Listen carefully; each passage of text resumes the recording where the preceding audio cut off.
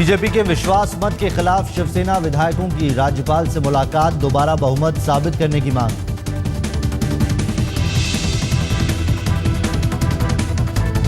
शिवसेना चाहती है कि बीजेपी उन विधायकों के नाम भी घोषित करे जिसने उसे सदन में वोट दिया।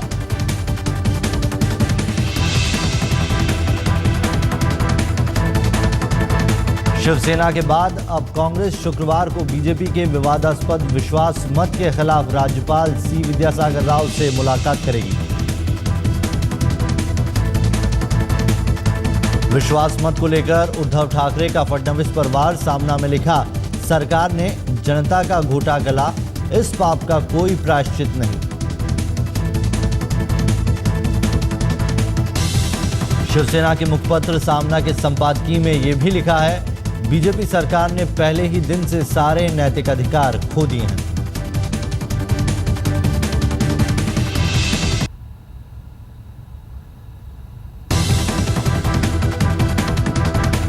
महाराष्ट्र विधानसभा में विपक्ष के नेता एकनाथ शिंदे ने फडणवीस के कैबिनेट मंत्रियों की संख्या पर भी उठाया सवाल। कहा, नियमों के मुताबिक कम से कम 12 मंत्री होने चाहिए, जबकि फिलहाल फडणवीस की कैबिनेट में सिर्फ 10 मंत्री हैं। मुंबई के मलाड इलाके में बीजेपी सरकार के खिलाफ शिवसेना कार्यकर्ताओं का प्रदर्शन। कार्यकर्ताओं ने बीजेपी के खिलाफ तख्तियां दिखाई, जमकर की नारेबाजी। शिवसेना के प्रदर्शन में महिलाओं ने भी बढ़ चढ़ कर लिया हिस्सा। सड़क पर बैठे कार्यकर्ता, घंटों लगा रहा जाम, आम जनता परेशान।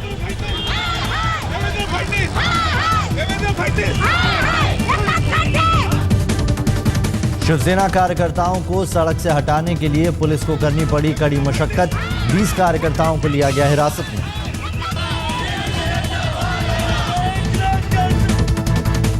विश्वास मत के बाद फडणवीस के खिलाफ उनके ही फेसबुक पेज पर खुलकर लिख रहे हैं लोग, सत्ता का लालची तक करार दिया।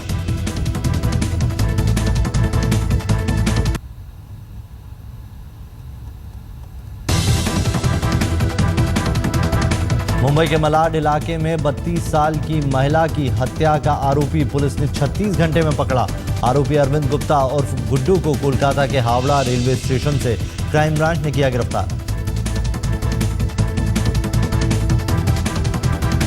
मंगलवार को महिला का शव उसी के घर में मिला था।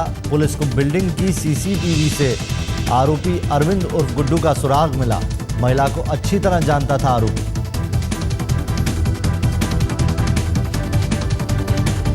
मुंबई के कुर्ला इलाके में गुरुवार सुबह लगी भीषण आग। एयरपोर्ट की तरफ जाने वाली बीपीसीएल पाइपलाइन में फ्यूल लीकेज की वजह से हुआ यह हादसा। 20 फायर फाइटर्स इंजन की मदद से आग पर काबू पाया गया। घटना में कोई जानमाल का नुकसान नहीं।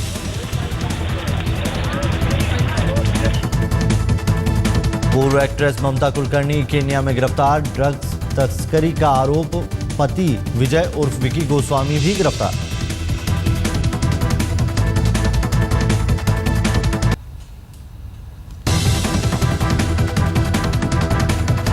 केन्या के मोम्बासा में ममता और उसके पति विजय यानी कि विकी से पोर्ट पुलिस स्टेशन में गहन पूछताछ हुई। 90 के दशक में बॉलीवुड में हिट हुई थी ममता। शेयर बाजार में गिरावट। बीएसई सेंसेक्स 68 अंक गिरकर 27,941 पर हुआ बंद। निफ्टी में भी मामूली गिरावट। 25 अंकों से नीचे लुढ़ककर निफ्टी 8,357 पर हुआ बंद। सोने के दाम में मामूली गिरावट। 25 रुपए गिरकर सोना बंद हुआ 25,805 प्रति 10 ग्राम के भाव पर। चांदी के दाम में आई 25 रुपए की बढ़त। 35,915 प्रति किलो पर पहुंचा भाव।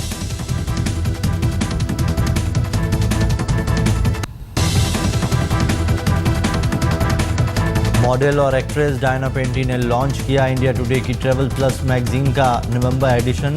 कवर गर्ल खुद है डायना।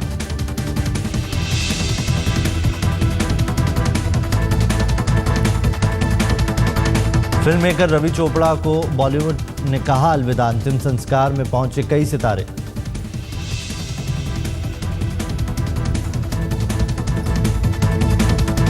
अमिताभ ने अपने ब्लॉग के जरिए फिल्म मेकर रवि चोपड़ा के निधन पर शोक जताया। कोलकाता में शूटिंग की वजह से अंतिम संस्कार में नहीं पहुंच सके अमिताभ।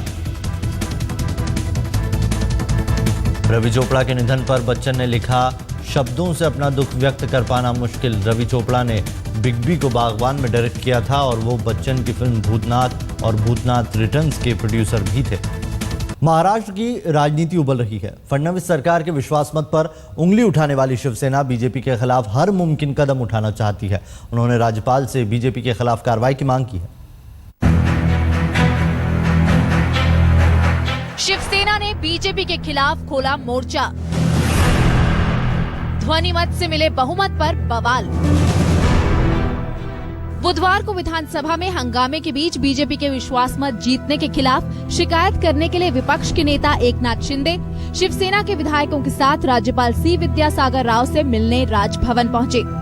शिवसेना के विधायकों ने निवेदन दिया है, इनके ऊपर कार्रवाई होनी चाहिए। ये सरकार ने फिर एक बार विश्वासदर्शक प्रस्ताव लाके जन सामने बहुमत सिद्ध करना चाहिए। आज भी ये सरकार माइनॉरिटी में है। शिवसेना की ये भी अपील है कि बीजेपी को उन विधायकों के नाम घोषित करने चाहिए जिन्होंने उनके पक्ष में वोट किया और जिनकी बदौलत बीजेपी 287 सीटों वाली विधानसभा में 144 सीटों के जादुई आंकड़े तक पहुंच गई। इससे पहले शिवसेना ने अपने मुखपत्र सामना में भी बीजेपी के खिलाफ खुलकर भड़ास निकाली।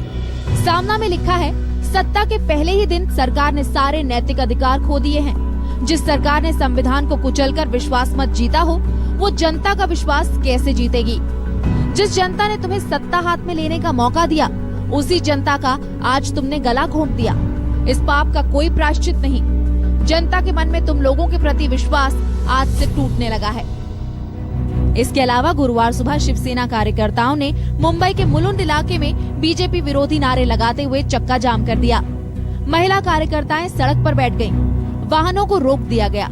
आंदोलनकारियों को हटाने के लिए पुलिस को खासी मशक्कत करनी पड़ी। पुलिस ने 20 लोगों को हिरासत में ले लिया। सूत्रों की माने तो अब शिवसेना प्रमुख उद्धव ठाकरे बीजेपी से सारे रिश्ते खत्म करने के मूड में हैं और जल्द ही वो नरेंद्र मोदी की केंद्रीय सरकार से शिवसेना के एकमात्र मंत्री आनंद गीते को इस्तीफा देने के लिए कह सकते हैं। मुंबई से कमलेश सुतार के साथ आज तक ब्यूरो।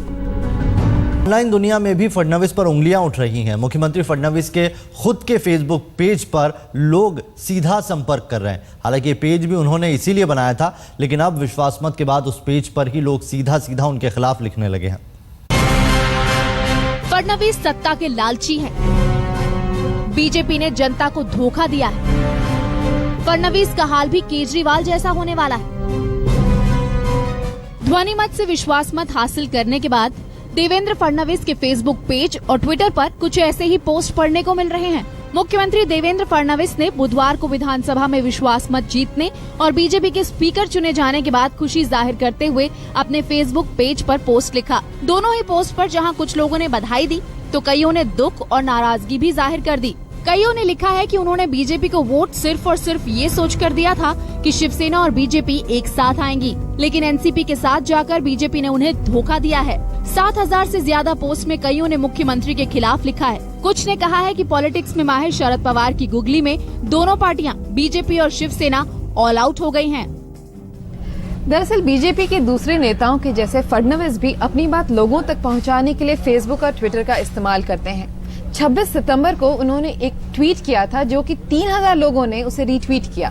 दरअसल उस ट्वीट में उन्होंने ये कहा था कि उनकी पार्टी एनसीपी के साथ किसी भी तरह का साठगांठ नहीं करेगी, लेकिन जिस तरह के हालात लोगों को देखने को मिले हैं राजनीति में महाराष्ट्र के, उससे यही लग रहा है कि ये बात लोगों के गले से नीचे नहीं उतर रही।